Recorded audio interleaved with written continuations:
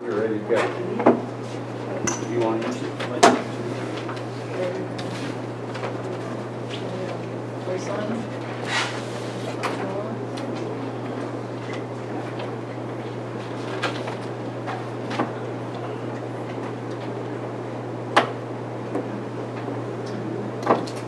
All right, thank you. I'd like to call to order regular meeting of the Planning Commission, November 18th, 2021. I just want to take a second before we go to public comment and welcome our new District 1 Commissioner, Carol Fall. Glad to be here, thank you. Thank you for your service and wish you good luck. Yep, I will do my best. All right, well, welcome. So I'd like to formally call the meeting to order. Public comment. During the public comment period, members of the public may address the Planning Commission on any matter not listed on the agenda that is within the subject matter jurisdiction of the Planning Commission. Do we have any public comment? I'll check your online.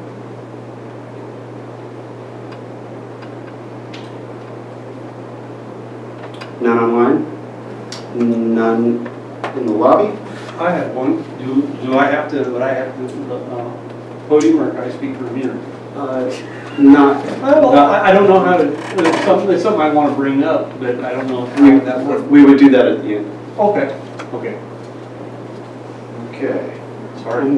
It's okay. It's okay. We're all learning. Okay. So, regular calendar items. Item 1 is to approve the minutes from October 14th, 2021. Make a motion to approve the minutes? Do I have a second? Yes, sir. I'll second that. All in favor? Aye. Aye. I abstain, I was not there. Yes, you will. Motion passed. Item 2 is a zoning ordinance amendment, section 17.43.040G, an amendment to the commercial cannabis cultivation regulations, section 17.43.040G, allowing for multiple cultivation licenses up to a maximum combined cultivation area of 1 acre with an approved conditional use permit. Does staff have any comments? Yes. So Lisa Lozier, Interim Director of Building and Planning. So you should have received a memorandum for this item in your packet. And ultimately, due to our previous director, Kim Hunter, exiting, with her resignation and my appointment, we had a miscommunication with the types of items that had been intended to be put on the agenda. And we did not receive all of the items we needed in order to get that in front of you and meet our legal deadlines. So we're asking that the commission, if you would please, because this is a publicly noticed item, if we could open the notice public hearing for public comment, close the public hearing, and then continue this item until the December 9th, 2021 Planning Commission meeting. And then we should have all of the information in front of you for review. I'm okay with that. Do you have anybody any comments? Mr. Chair, so being brand new, I did try to look up 17.43.040G, and there is no such thing. I think perhaps you're meaning 17.43.030G. Because I haven't seen any of the information associated with this, I would not be able to confirm or deny that. Okay, that just might be So something. my apologies. Basically, this was just the very basic information that we had at the time without all of the backup information. So that's definitely why we're continuing to get everything sorted out. So, yeah, my suggestion would just be to check that if you're going to republish the notice. Sure, thank you. Yes, I And- appreciate that. And then I was wondering, again, brand new and I may misunderstand things, but in the absence of a director that's focused on planning, I believe the Board of Supervisors reactivated the ad hoc committee, and would it be appropriate to have them also, review this, whether or not it should go to them first before it comes back to us? I would wait for direction from the board on that, or basically I would be waiting for direction from the CAO, who I would assume would be receiving direction from the board if that was their pleasure to see that first. Okay, I didn't want to waste people's time to reschedule it if it was not going to be something that we were ready to quite pursue yet. So that's why I'm just asking questions. Okay.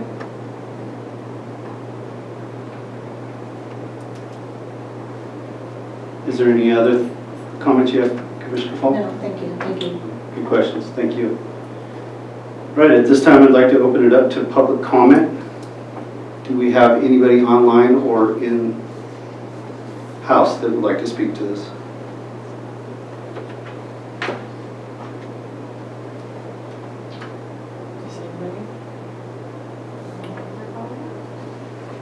Okay, without anybody comment, I would like to close public comment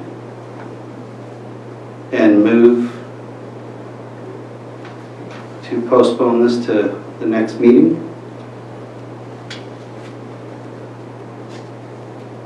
You have a second? Do I have a second? Yep, I'll second it. All in favor? Aye. Aye. Aye. I'm going to abstain. I'm still not sure.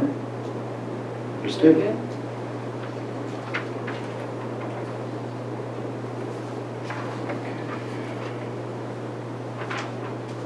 Moving on to item 3.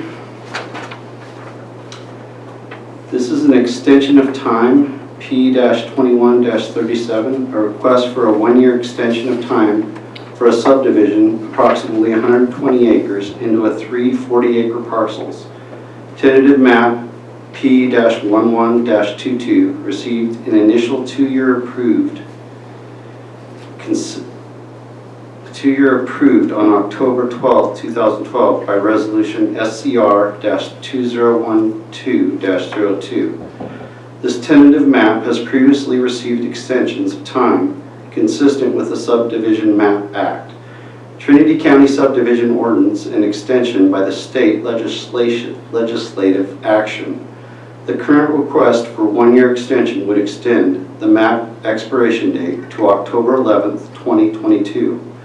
The project site is located at Van Dusen Road, approximately 6.8 miles south of the intersection of Van Dusen Road and State Highway 36 at Scott Glade in the Mad River area.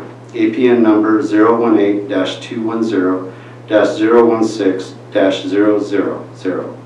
Applicant Cameron Holmgren, Stephen and Susan Adams. Planner Lisa Lozier. Staff have any comments? Just basically on this project, so you will have noticed that the map was, this is Lisa Lozier, interim director of planning and building, and this is for our project extension of time P-21-37. So in the introduction, you will notice that this map was approved in October 11th of 2012, which is quite a bit of time ago. And for some of you, this is the same project that came forward in April. We did the modification of conditions for this project. And so with a map project, when they're approved, they initially get a 2-year approval of time. The county has the authority through the Trinity County subdivision ordinance to add an additional extension of time on that.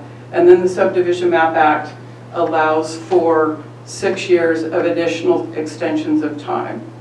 Now for this particular map, because it was approved in the same time frame that the governor was also approving extensions of time for maps due to effects of the recession on the economy. This map also did receive 1-year extension of time on that. So, you know, the applicants have been diligent in pursuing all of their extensions of time in a timely manner in order to get through their conditions so they can get their map recorded. So at this time, they're still working with Department of Transportation, and their request is because their map would be expired without this extension on October 11th of this year. So this will grant them another year extension of time until October 11th of 2022. And that is their request. For this particular project that is not a project that is subject to CEQA, it is exempt. And that is under 15061B3, which exempts activities where it can be seen with certainty that there is no possibility of causing a significant effect on the environment. So granting an extension of time is not an environmental impact. So staff's recommendation would be that you conduct a public hearing, close the public hearing, and adopt the resolution to find the extension of time is not subject to the California Environmental Quality Act under the General Rule Exemption 15061B3, which exempts activities where it can be seen with certainty that there is no possibility of causing a significant effect on the environment, and adopt the recommended findings listed in Resolution PC-2021-14 and approve a 1-year extension of time for this project P-21-37 for tentative map P-11-22 based on the recommended findings and subject to the conditions of approval listed in resolution number SCR-2012-02. And that concludes my presentation. Thank you. Is there any, I'd like to open it now to public comment.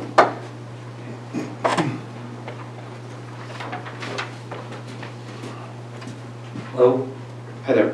my name is Cameron Holmgren. I'm partners with Steve and Susan Adams on the subdivision, and we're here to ask for another year. Last time we were here, as she said, we were voting on the post-modification request to try to clear up some of those technical issues with the county engineer.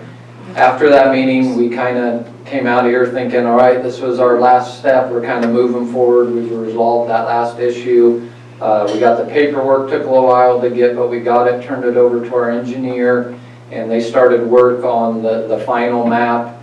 And we're getting ready, dotting our T's and I's, and we got an email from the Department of Transportation with just a little bit left on our time, and they had a list of concerns on there, a lot of which were kind of addressed with our original as-built plans, and so those were easy to clear up. But there was an issue of the K value. I guess somewhere the engineer said there's a green book, and on our as-built plans we were missing the K value as far as, I think that has site stopping distance on turns. And so luckily we're pruned up really good. You can see the bottom of the turn from the top, and it's really not an issue as far as we do need to change the maps. And so our engineer started work on all that, came out and did the visits, and we were just kind of running out of time here because, like I said, we kind of thought we were past all these recommendations with our post-modification request. So we were kind of just a little bit blindsided there with this K-value thing. Our engineer is really close to getting that paperwork all set up. They just didn't want to finish the last little bit until we got this extension request. Otherwise, you know, what was the point for that last little bit? So talking with them, they're pretty positive they should be able to work out the technical things with this K-value and the paperwork with the county engineer. And if we can get a year on this and have some review times that aren't, you know, 3 to 6 months, we should be able to get this done. It would have been nice if this kind of came up when we first turned the plans in, or during that long process of looking at and reviewing that post-modification request would have allowed us to to get this on the map, but with only a month or so left before the expiration, it was just a time crunch and they couldn't quite get it done. So we're committed to following through with this if we can get another year, and fingers crossed the engineers can do their things and get it all finalized and we can move forward. So thank you for your time. Thank you, Mr. Homewood. Is there any other comment? Any comment online? Okay. We'll move this to the commissioners. Commissioners, do you have any comments?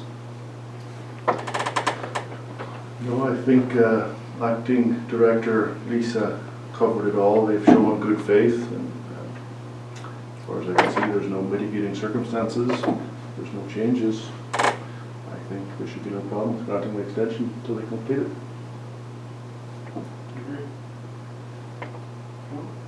All right. So do I have a motion?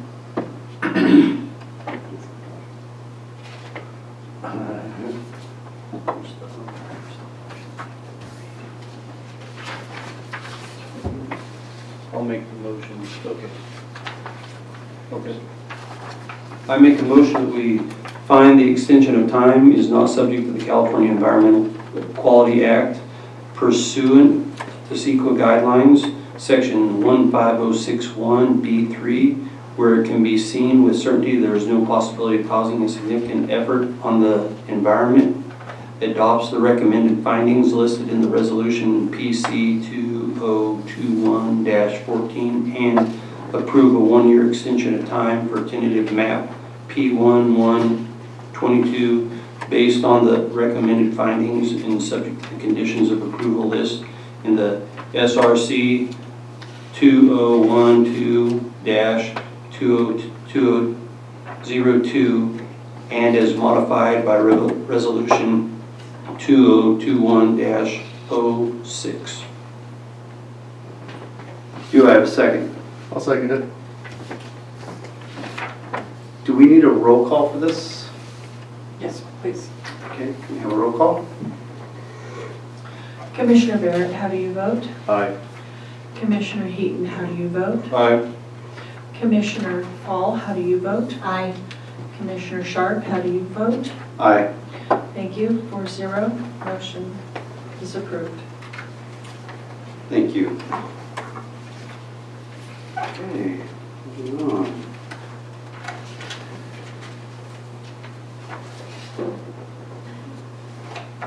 Do we have any reports from the Planning Commission?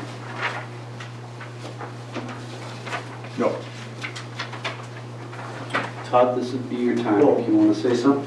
Yeah, I don't remember exactly when we were talking, I was talking with Duncan about it. It came up at our commission training session that we went to on the coast.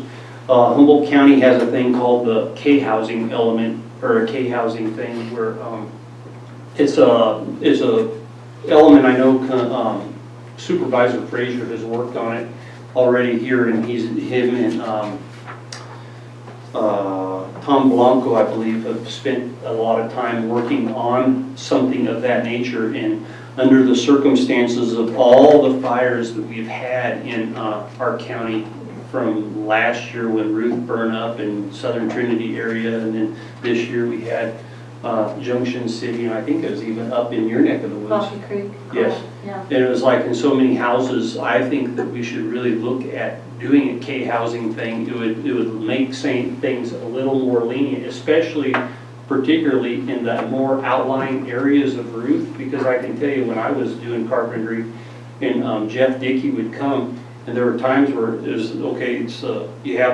he'd come out once a week.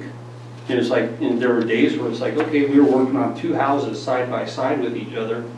And it's like, we finished it up and it was like one, and it was doing it, then we had to have our inspection on the insulation, and all of a sudden we're shut down for a week because it was like, we're done. And it's like, there's so many houses that have burnt down that I think that we should really look into the K-housing, this K-housing, whatever you'd call it.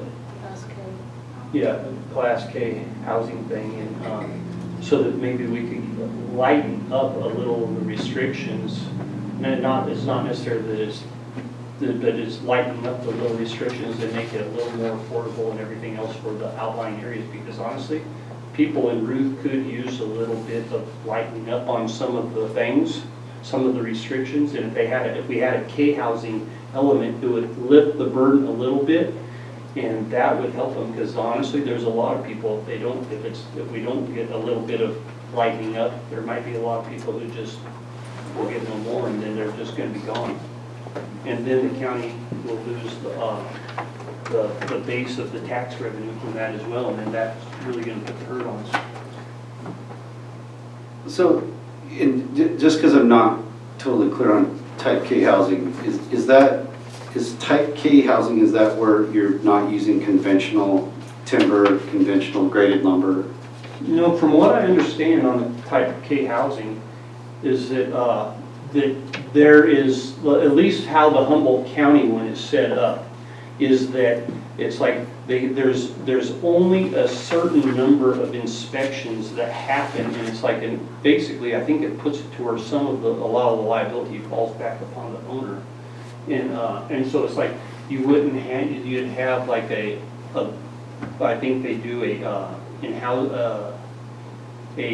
thing for an inspection for your foundation, an inspection for your electrical and your plumbing, and an inspection for your final, something along those lines there.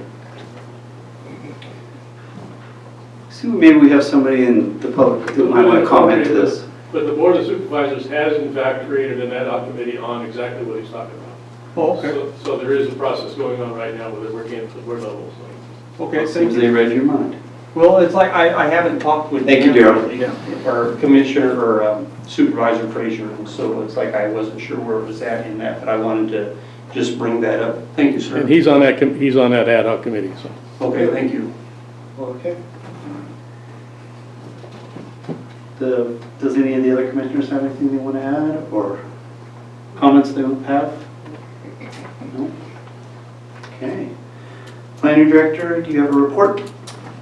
Just very briefly, as you may or may not know, we've been working on a building on Main Street here in Weaverville for kind of a new home for planting and cannabis. That's at 530 Main Street. And we are pretty much moved in except for the last details. We have some safety issues that we need to address, for the building. And we will be opening shortly, so we're pretty excited about that. We're very happy for our new home. And, any of you are welcome to come at any time. And I just wanted to let everyone know that even though we're moving to a new building, we're still very closely associated with the Environmental Health Department and the building, which are staying at 61 Airport Road. And we are keeping all of the same phone numbers. We are keeping the same hours, which is 8 to 2 Monday through Thursday and closed on Fridays, with the ability to take appointments. So some things are going to stay the same, but that location has changed, and it will allow us to hire additional staffing and expand a little bit and work on providing some more appropriate services for the citizens of Trinity County. We're very much looking forward to it. Excellent, sounds exciting. What was the address of that? 530 Main Street. It's the old bank building right next door to the Dickens. What's the plan for hiring new staff? Are you actively advertising? We just recently hired for an environmental specialist that will work for the planning department.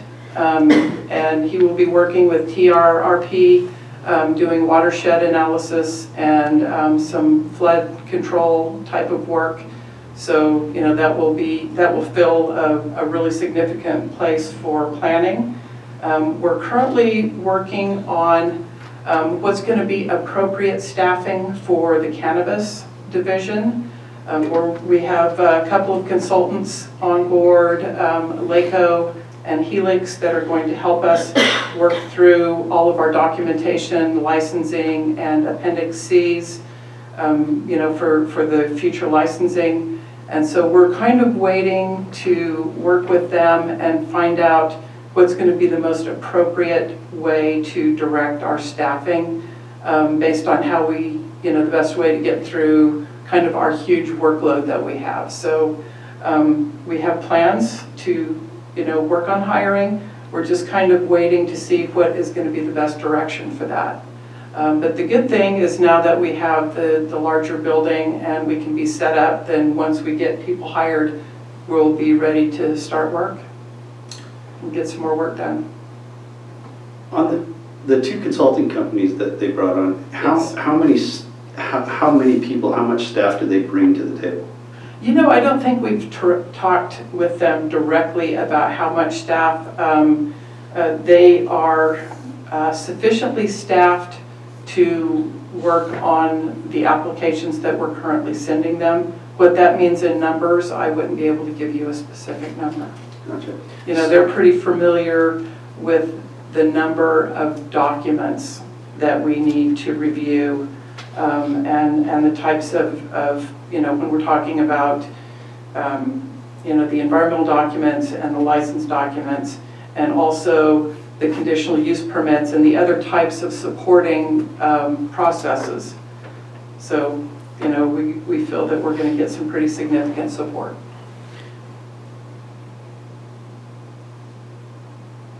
So you're the acting director? Is there plans- I am the interim director of building and planning currently, yes. Is there plans for a permanent one, or is that a position you're interested in taking? Potentially in the future, I would be interested, but it's kind of up to the CAO and how the board would like to move forward in filling that position. So, I was asked if I would be willing to step up into that position and take over and keep things moving forward and functioning, which I definitely am. And we'll see what rolls out for the future. Thank you. I have one other question in regards to cannabis and how this is moving forward. With the ruling that came down from the judiciary to halt all production and processing and growing in September, without not having CEQA approved on these parcels, how is that moving forward currently? And what is the process that's happening at your guys' level? Because I'm curious to how, and I'm asking because I'm curious to what's going to happen here, and if we're going to see less appeals, less problems moving forward based on that judge's decision. So I would love to give you a specific answer to that. Unfortunately, I don't know enough about, of the details with that suit and specifically how it impacts the documents that we're working on. I can get you an answer. Ultimately, David Colbeck, who is currently working as the interim for Department of Transportation, since he has been involved with the CEQA process and the environmental document for several years, he's heading up that part of the cannabis program because of his familiarity with, with the suit, the legal actions and what's being required for the department to do. So I'm not nearly as familiar with that information as he is, but I can definitely get you some, an answer to your question. Thank you. Mhm.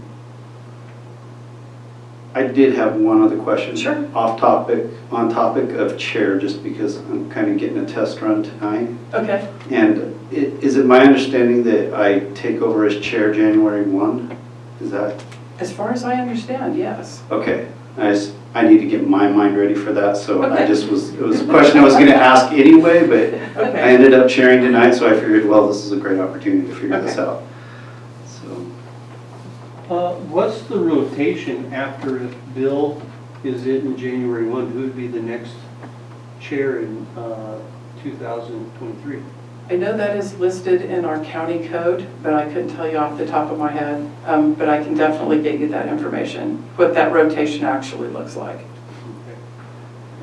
You're asking me hard questions this evening. Well, it's like, Well, you're new. All right, is there any other comments from the commission?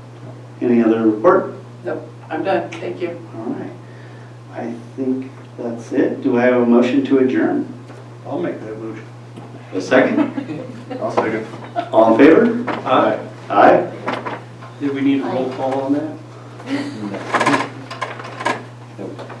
6:33. That is a record. That's like 27 minutes. Have a good, Cameron. Yeah, get some sleep, good for you guys. Was that like the shortest meeting on record? That's 'cause